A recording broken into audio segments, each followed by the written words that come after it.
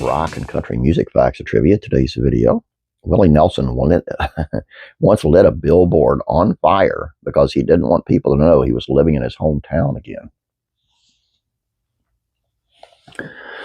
Taking matters into his own hands. Willie Nelson is rightfully credited with pioneering the country outlaw movement of the 1970s, and of course there are plenty of outlaw stories that certainly prove that title. And this is one of them, and it just might top them all. In his 2015 memoir, It's a Long Story, My Life, Willie explained that once he started making a lot of money and becoming a household name, he had a longing for home that he could obviously only find in his hometown of Little Abbott, Texas. He ended up buying the home of the physician who brought him into the world, as he tells it, where he always kept a month's worth of clothes in case he ever wanted to go back home and live the simple life. But seeing as he was a massive star, someone there thought it was a good idea for marketing purposes, I'm sure, to put up a billboard on Highway 35, which is a heavy traffic intersection that runs from Dallas to Austin, that read, Abbott, home of Willie Nelson.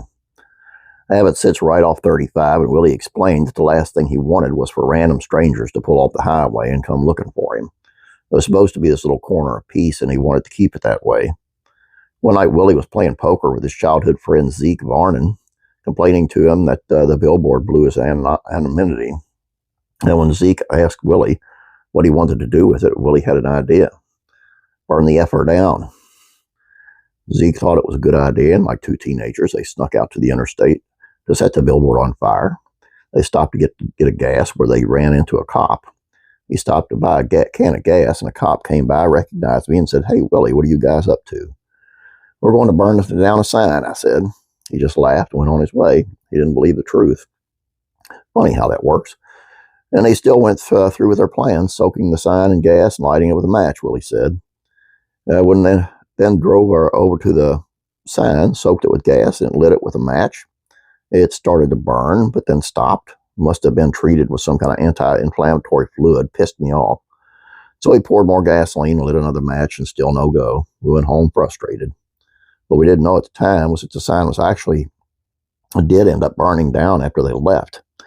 And police arrested some random teenager having no clue it was Willie. Of course, he owned up to it, and they told him to let the poor kid go. He said, next day I learned that the sign actually did catch fire sometime after we left and had to be extinguished by the lone Abbott fire truck. Not only that, but an innocent teenager was picked up and charged with arson. I called the police and told one of the boys to let the kids go.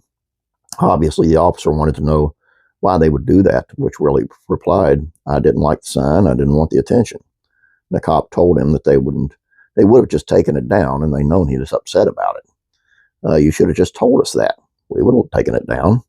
And Willie, of course, had the perfect response. It was more fun to try and burn it, I said.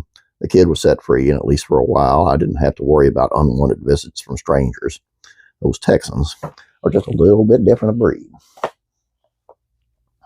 Especially them Willie Nelson Texans.